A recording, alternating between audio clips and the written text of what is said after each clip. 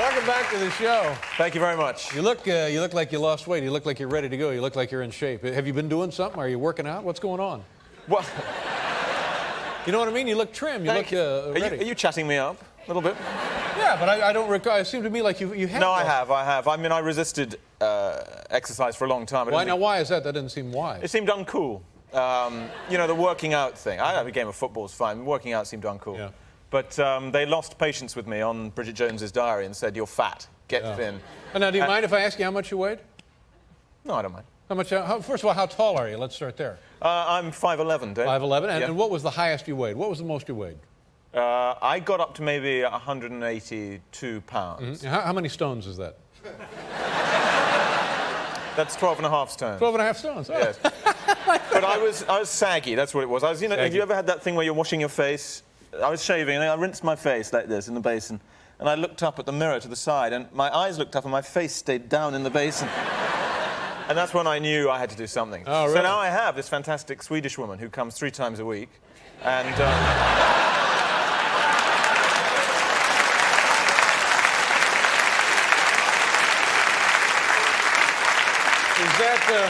Is that about the national average in Sweden?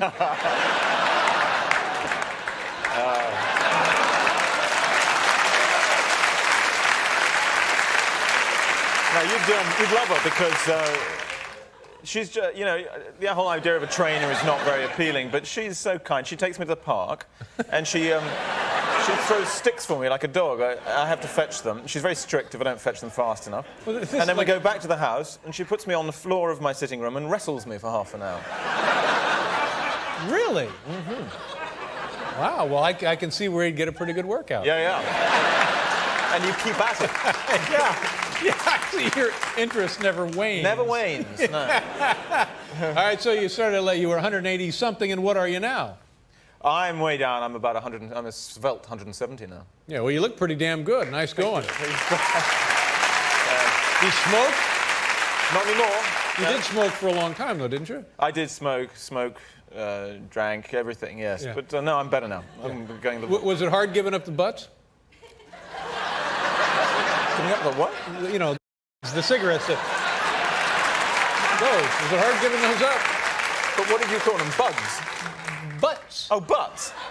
Well, I used to smoke the whole cigarette, so if I'd been on butts, it would have been pretty easy, I would have thought. Smoked it. But you know, I earn a lot of money now. I can buy a whole package of cigarettes. How long did you smoke? I was smoking a few years, you know. Yeah. But it was difficult. When I was living with Elizabeth at the time, who smokes 400 a day. And so you can't... But she's off them now. She's wearing patches. You know, you're supposed to wear... The nicotine patch. Yeah, and you're meant to wear 3, then 2, then 1. Right. She's still on 20 patches. Mm-hmm.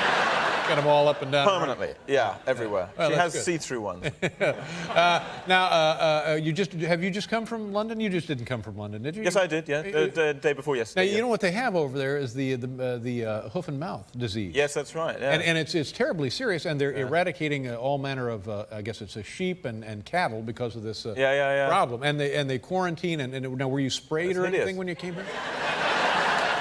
Well, no, they were very kind to me because I wasn't actually bringing any cattle this time. So I think they always... Have you traveled with cattle in the past?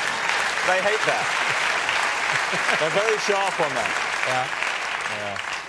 Yeah. But actually, you know, it's a horrible thing. And I did get a fax today, sort of from the British authorities, saying, please, when you're doing press out in America, make it plain to America that England's still safe. It's open for business. You can come and visit. So I'd just like to say to America, please, you know, it's absolutely safe unless you happen to be a sheep or a cow. Yeah. In which case it's quite dangerous. Or unless you're perhaps partly cow. You know, if you've overdone the collagen, you should be very careful. But it's already taken a toll on tourism for that very reason, hasn't it? Not yet. No, it hasn't, he said. Not even slightly. But it's not a threat to humans, is that right? It cannot be transmitted to humans, this disease. No, not even slightly. Yeah, but it's the sheep and the cattle. They're putting them down by the dozens, I understand. No, it's hideous. It's hideous. Yeah. It's a horrible thing. Well, I hope they get to the bottom of this thing. Now, when you travel, do they always are you searched and frisked when you come through customs and that kind of thing? Have you ever been detained? The awful thing is I am, because I am a serial, uncontrollable smuggler. I can't seem to stop. Really? It started some years ago on the way, we were coming back from a holiday in Turkey, and we bought these rugs. And I said to Elizabeth, who I was then with, you know, I think we have to declare these. And she's insane. I said, no, it's fine. Just put them in the suitcases. So we put them in the suitcases. Suitcases wouldn't even shut. There was great bits of carpet sticking out. These are actual large Turkish rugs? About 7 huge rolled-up rugs. Yeah. So the suitcases were open with bits of rug showing. There were others rolled up under her arms with brown paper around them. Nothing could have looked more rug-like than these things. Walked through customs. The customs guy says, you haven't by any chance got any carpets, have you? And I couldn't believe my ears. She said, no. So what? Can you open the packet? Boing! Out comes a carpet. Yeah. That's the only one then, is it? Yes, that's the only one. Could you open your suitcases? Boing, boing, boing, boing. And we were horribly done. They take you into a room and very frightening men come in. It's very ancient, the whole customs thing in England. And about 6 guys stand there, one of them about 90 years old, and they say formally, it is now 2 o'clock in the morning, and you are charged with smuggling. And everyone has to write down smuggling on bits of paper. And then they say, your property is now seized. And everyone has to write seized. And then it says, it is now the property of the Queen. And you write down Queen. And then you have a choice. You either pay the fine or you buy it back from the Queen. And what did you do? Well, you say, how much does the Queen want? And they won't tell you.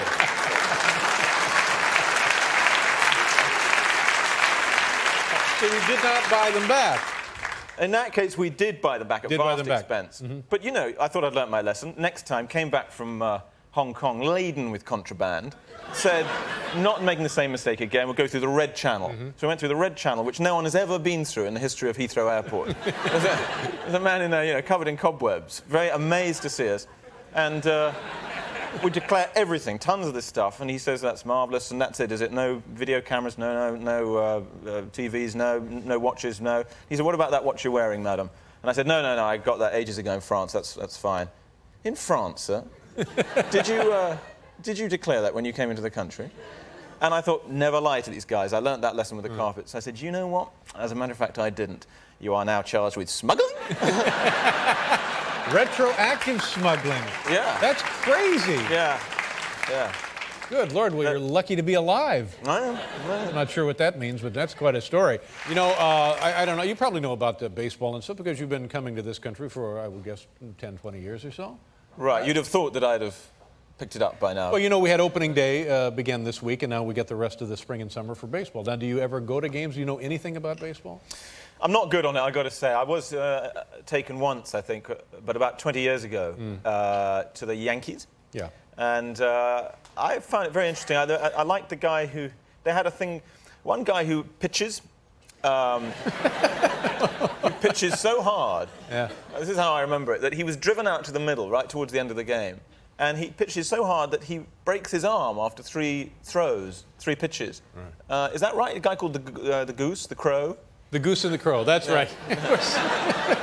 I loved him. Yeah, there's a Goose Gossage, maybe, is who you're thinking of, used to pitch for the Yankees. Yeah, there you go. Yeah. So you did see him pitch then, did you? Saw him pitch. Now, is it comparable to cricket or rounders? What the hell is rounders? Do you know what rounders? No one knows. You play and you just quarrel about the rules most of the time. But in fact, rounders is a game that people get together and play in Great Britain? Yeah, mostly girls, but yeah, you can play. Yeah. And then cricket, is it similar to rounders? In baseball, in rounders, if you're running between a base, if you throw it at the person and hit them below the waist, they're out. Is that the same in baseball? Yes. Yes. That is the same in baseball. But what... I've been to cricket matches. Yeah. I've seen it televised. I've actually listened to it on the radio. And for the life of me, I have not a clue. No, I know, it is impenetrable.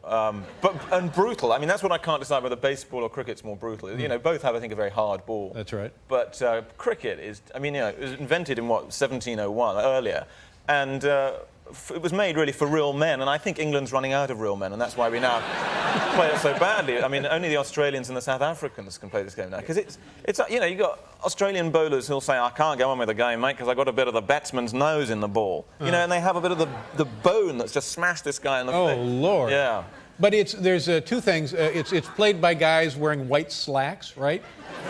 Is that true? It's always white slacks? You have to wear your whites, yeah. And there's always some sort of match-fixing scandal somewhere in the world. Yes, sadly. Sadly, that has no... But it's so slow, who would notice that it's being fixed? and maybe fixing it is not that bad an idea, come to think of it. Just anything to get on with it! Yeah, no, you got a point, But you know, it's the clothes that are the appeal for people like me. You look lovely in them. But white shirt. A match will last like a week, is that possible? 5 days, yeah, with plenty of breaks. You know, you stop in the middle of the afternoon for tea and all that stuff. And is it popular? Not anymore. I mean, the big matches, I guess, but the other ones... I used to go as a boy to Lord's, which is the big, you know, stadium in London for cricket, just specifically to smoke, because it's where the fewest people would be. my friend Simon Berger, and we'd sit there, we'd be maybe 12 people in the whole stadium. Yeah. And there was a horrible, horrible incident where what happens is that when the ball comes over the boundary, it's traditional for little boys to jump over the fence, throw the ball back to the bowler. It never happened to me. And then one day I was smoking my Kensitas there, and the ball came, and I jumped over and threw it back to John Snow, who's this huge, very famous English cricketer. And I was so excited that my release mechanism and my hand failed, and the ball didn't come out of my hand, it stayed in it. I threw it up and into the upper tier of the stand, which was completely deserted. And they had to have stewards go and find it. And there was derisive, you know, applause from all round Lords. It was horrible. It's terribly I had to do that thing that kids do, going, thanks, fans. Yeah. You ruined the game. You tossed the ball away. Yeah. I got some, this is an issue of Talk magazine. You're on the cover there of May, the 2001 issue of Talk, and you open it up inside, and look at this. Now, how do you get this? Whose idea was that? How do you get it done? Yeah. Yeah.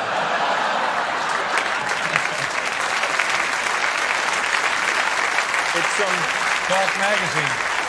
I'm doing a lot of talking there, aren't you? got a lot to talk about right there. I sometimes regret these things, but, you know, I've discovered I'm very bad at having my picture taken in stills like this, so I put it in my sort of deal that I have to be drunk. So when I get there, they provide a bottle of champagne, and then when the photographer comes up and says, you know, I think it would be interesting to do a shot with 4 naked girls, I say, well, yeah, absolutely fine, I'll do anything. And some of it... And what exactly did you say between shots? What is the level of that conversation? That's pretty good. Renee Zellweger, is that the Bridget Jones and Bridget Jones's Diary? That's correct, yeah. Yes, yes. Based on very, very successful books published by the same name? Yes, correct. Yeah. I mean, Bridget Jones, not Renee Zellweger. That's right, I'm sorry. And tell us more about the film. Well, I don't know. It's based on these books that everyone says women all over the world love, but I think men love them too and just don't admit it. You may be one, for all I know. They are hysterical books. And it's been made into what I saw it for the first time last night. It is, I have to say, even though I'm in it, a very, very funny film. Now she's from Texas, I think, isn't she, or lives? Yeah, but she does a British accent. Yeah, so it's a controversial choice to play this. But you're very convincing, I thought, in the film. Her accent. Unbelievable. I mean, it's the most, because that's a notoriously difficult thing to do, accent-wise, to cross the Atlantic. And I feared for her. And there were early days in rehearsal when she did sound a bit like Princess Margaret, and we had to bring it right down. And then she went through a very, very brief phase where she sounded a little bit like she just had a stroke. You know? That's not good, no. But then she was over that, and it was pinpoint. I mean, because she did British on-set and off-set all the time, and I think of her as British, and I find her unconvincing as an American. It's interesting. Sometimes when you see a British film with all British actors and there would be British men and women using American accents, it's fascinating to listen. It's poor, isn't it? Now, can you do an American accent? Not after my one experience doing it. I did it for a TV thing, and for some reason it came out incredibly low and incredibly slow. and really bad. Well, that's not so bad. And the film, when does the film open, by gosh? It opens April 13th. Well, that's great, and I'm sure it'll be a big hit for you. Thank you, thank you, thank you. I keep thinking you're about to play a lovely clip, but I guess you're not. Well, I don't know. It's out of my hands. Let's see, do we have time for a lovely clip?